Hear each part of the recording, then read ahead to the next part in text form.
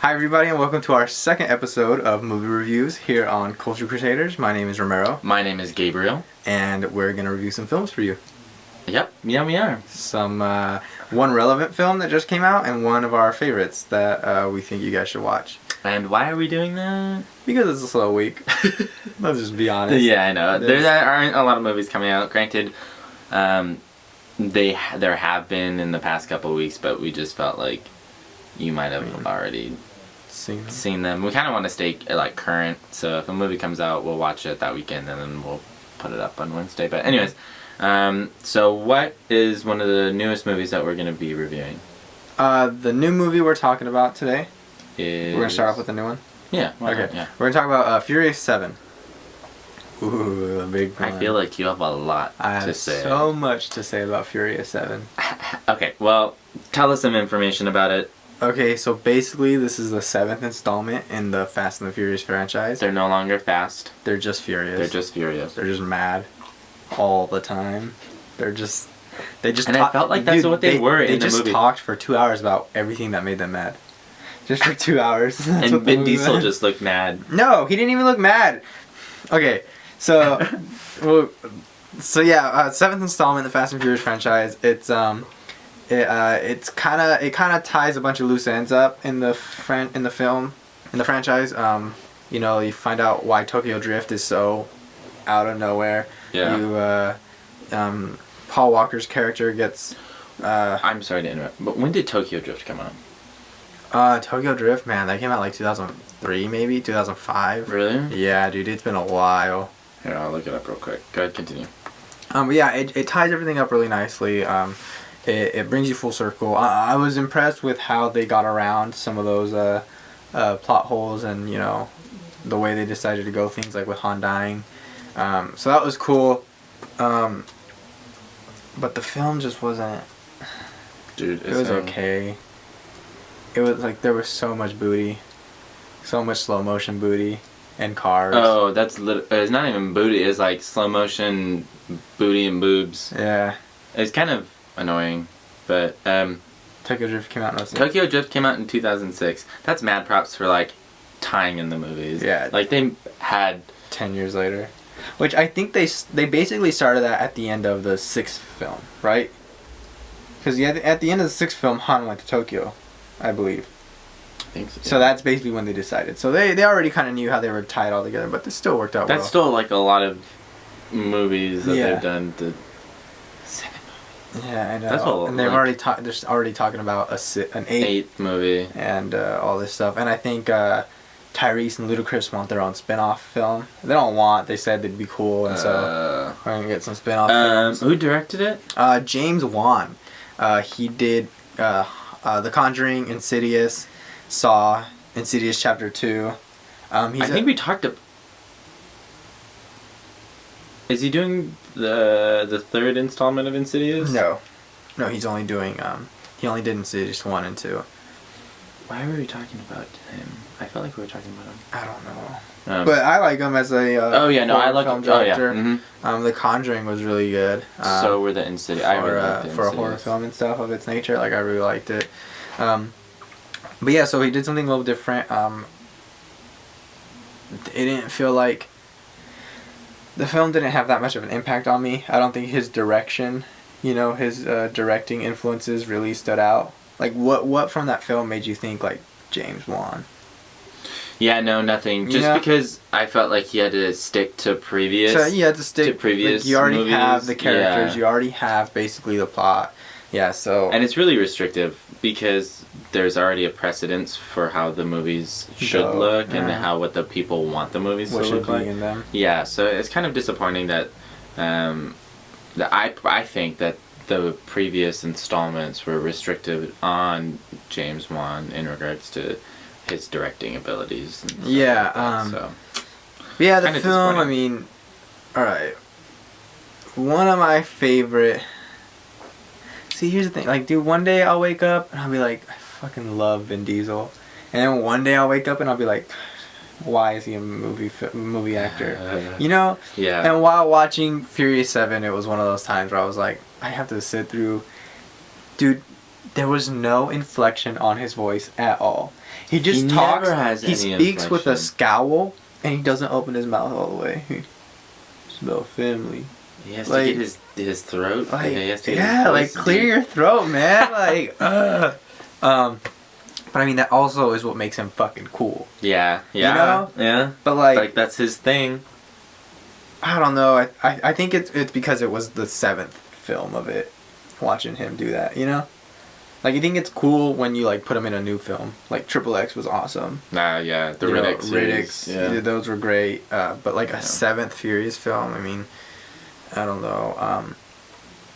And he always, what I noticed is at the end of every single Fast and Furious movie, he always goes and gets his muscle car at like the last minute. Yeah, I know. Like races. Always. Oh my god. But yeah, I mean, It's what- predictable. Okay, well, the movie was about action and cars. What did you think about that? Like, that's why people go see it, right? That yeah. They did have some pretty cool stunts. I think I'm trying to think of my favorite Stunt. car Oh, in the film. well, the stunt we see a lot of in the commercials is when they fell out of the plane and they They're- parachute yeah. down. That honestly, I didn't really like. I think it sounded really cool when they probably brought it up, but the cars roll out backwards and they're like flipping a bunch, and then they somehow know to come face down. You know, Wait, because the weight's in the engine. yeah. But wouldn't it be because like momentum has them spinning? No, I don't think so. I think after a while it would. You think so? Yeah. Well, I guess I just don't understand physics. Yeah, I mean, I don't know. I'm guessing. I'm not. We're not here to talk about physics, so I'm just assuming. I know, but like That's my first thought. That's what I thought. It's like, no, I was thinking about that in the movie. I was just Yeah. like, wow, how are they gonna stop? Wait, why did they die? Why did that Yeah, happen? yeah, But I think exactly. it's what I thought was just because the weight of the engine made them start like nose diving. maybe. I don't know. I just didn't think. But I that didn't was- understand is how parachutes. I don't know. I felt like that. Like You don't know how parachutes work? no, well, not with like a car. Well, you see, Like they go up and then they I like hate you. they catch air I'm and slow done. you down. Okay, whatever. But there was a scene when they were in Dubai or whatever, and the towers with the car. That scene was really cool. Won't give away too much. Oh yeah. Oh yeah. Yeah, so that scene honestly was cooler. One of the things I didn't like, they kind of made, they're trying to make these dudes like real life superheroes, you know? Oh my god, yeah. Like, So we talked about this at the end of the film. yeah, they're like, Oh yeah. I'm sorry. Vin Diesel gets hit in the head. I don't want to. No, that's a small detail. what? He gets hit in the head with a wrench, a huge ass wrench. Yeah. And like, Like no blood. no nothing. scratch, no like. That was what. There's a scene where like. Don't tell. No. No, I'm not. I'm just gonna Oh, describe okay. it briefly. There's a scene where like a concrete building is like crumbling, and a guy is standing, and the concrete cracks in front of him, in between him and Vin Diesel, and Vin Diesel sees this, so he stomps his foot on the ground and makes it fall, Yeah. That's like he's the fucking Hulk, like he's just like, "Ugh," and like Dude, it's fucking Vin does Diesel it. Like I don't doing know. it for family. Or when The Rock breaks his cast. I he's told just you, like, I called that out. Fuck I this was cast, like, and he just fucking breaks hey, it. he's gonna break his cast and go out in hell. But I don't even care, dude. I love The Rock. Have you ever seen Walking Tall? I think that's with Paul Walker as well.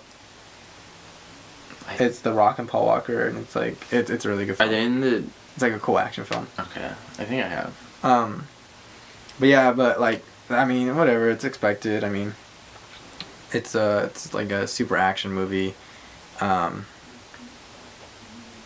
Dude, they had the cheesiest one-liners though, like the That's worst. literally what Like, the movie was. It was seemed like a joke at a certain point. Like No. sometimes the movie just seems like a parody of itself. yeah. You know? Well, I think the entire script was just cheesy one-liners. Basically. Like literally, that's what it was. Like you could almost predict what they were gonna say because it was so cliche. Yeah. You know what I mean? I don't know. Script definitely wasn't the greatest. I mean, if you just want to go see a crazy action movie, see some explosions and stunts, definitely go watch it. I mean, it's the movie everyone's talking about. Yeah. So yeah. I mean, I wouldn't say don't go watch it. It's just, I mean, for what it is, I guess. I just don't like putting that I don't like giving films that excuse. You know, like when someone's like, well, for its time, or like, for its genre, like. You know, when they're trying to like... No. You know? No, See, yeah, so yeah. So like, no, as harsh as we're being on this film, like I don't want to be like, well, for a Furious film, it's good. Nah, it's like, for a film, it's not good. Yeah, for a film, it's not good. Sorry, But, Paul Walker. So, IMDb, just have to put this out there, has an 8.1 on IMDb. I don't know why. Out of 10. Let me read you some other films that are currently rated an 8.1 on IMDb. Okay, don't read that one, though. Because that one should be a 12. This is... Okay. Okay, good. And that should be like a... Trainspotting, Into the Wild, The Sixth Sense, Hotel Rwanda, Finding Nemo, No Country for Old Men, Kill Bill Volume 1, 12 Years a Slave, There Will Be Blood. These are all great films. Great films that are rated 8.1. All of those are great films. 8.1 films that... just kind of shows you that you can't always go by IMDb, especially nowadays. And you can't even go by a ranking system, so... Well, it does only have a 44 on Metacritic. Metacritic is like an aggregate of critics' reviews. I would just say, I don't know, we already talked about whether we were saying or not. So, yeah, I think we kind of both agree on this film. Mm-hmm. I don't think there's really much discrepancies in what we think about. It's about family. I'm done. I can't even. I need to stop saying that. I really need to stop saying I can't. Okay. The next movie that we're going to be talking about is a older movie. It came out in 1999. And so Ramiro got to choose the last film that we watched. And so now I got to choose this one. Mm-hmm. And I chose Galaxy Quest. Which I had never seen before. Came out in 1999. It has Sigourney Weaver, Tim Allen, Alan Rickman, who else? Sam Rockwell. Yeah. Daryl Mitchell. The rest of the people you don't really know. Rainn Wilson's in it. Yeah. For a little bit. So pretty much it's this Star Trek type film. It's like a comedy version of Star Trek, and these old like characters are going to this convention, this Galaxy Quest convention, and like imagine if Leonard Nimoy and Shatner and all them went to a convention and then found out everything they had been doing in TV had been real. Yeah.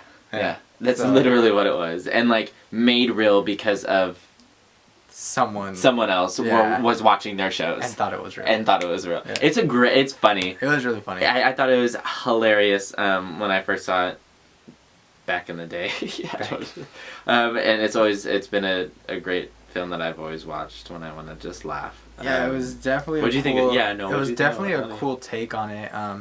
I'd never really thought about that. Like, what if someone thought that Star Trek was real without another planet? So that was really cool, and like it was great to see how Tim Allen was great in it. He was like the super enthusiastic. Like he always loved his fame and his ability, his chance to actually go out and do the things he acted. Like he loved that, and everyone else was more like reserved about it. They were like, "You're kind of crazy." Yeah. My favorite person though was Alan Rickman. I love Alan Rickman. His character is so great. He plays kind of like a Spock character, like a pissed off, so mad, ornery Spock. It was real good. Cynical. Oh yeah. The actions were some of the little fight scenes were funny and like worked out pretty well. It's just a cheesy. It is. It really is. It's a cheesy 90s film. Like, yeah. But it was good. The graphics weren't anything special. No, I mean, like back in 1999, it was hard to do anything that special. Yeah. with the graphics, but it didn't take away from anything. I was surprised with how awesome the cast was. You know, Justin Long's in it too. Justin Long. Yeah, he plays the kid. Yes, yeah. Yeah, it's got a great cast. There's a bunch of great actors that go unnoticed. I mean, it was just really fun. It was just a really fun movie to watch. I'm glad you liked it. Okay, so the director for the movie is Dean Parisot, and he hasn't done much. He has done Red 2, Fun with Dick and Jane, and Home Fries. Oh, he has like... I know, he does a whole bunch of TV shows, so he does a few episodes here and there. But, yeah, no, it's a funny film, so if you want to go and have a good laugh, I suggest Galaxy Quest. Definitely. What's your favorite part? Without giving away too much. My favorite part... Probably... Let me see. I don't know. Did you watch it? No. I lied. I didn't watch it. Whatever. I played FIFA instead. You would. You would. My favorite part, probably when they're in the convention in the beginning, and Alan Rickman's character has a line he says that everyone always wants him to repeat, and he's like, "I'm not repeating that bloody line," and it's like super cheesy, like, by the power and as something like, "I will avenge you," and yes, like everyone like yells it at him at the beginning. That part's really he ends funny. up saying it, and He does, and it was awesome. Like, it was so cool. It like came around really nice. Later on in the movie, when he's fighting and his hair is sticking out, his hair comes out of his makeup web. Yeah, they have to wear their makeup the entire film. Mm-hmm. It was great. Yeah. Sigourney Weaver is pretty attractive in that movie. Sigourney Weaver is Wiener. Sigourney's wiener.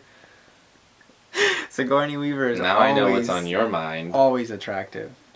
I love Sigourney Weaver. Sigourney's wiener. Friggin' Cabin in the Woods. She's in it at the end. Yeah, she's at the very end. She's at the very end. That's one of my favorites. We should talk about that film. We should. Yeah. Why not? Go watch it. There, we talked about Anyways, it. Watch Galaxy Quest. Let us know what you think. If you liked Furious 7, then go ahead and what? Just leave a comment. Let us know why. Okay. If you liked Galaxy Quest, then subscribe. And if you want to suggest a movie that we watch for maybe next time, leave it in the comments below, and we'll definitely look at it. And if we have time in our lives, which we should because we don't do anything, then we will watch it. That's pretty much it, That's right? it for today. Yeah, just those two films, but we talked in pretty good length about Furious 7, so filled up most of the time. But yeah, that's it for this quick episode. For this week. Yeah. We'll be back Monday for movie news and trailers. Hopefully you got some new trailers will be coming out. Are you done? Okay. Same. Bye. Later.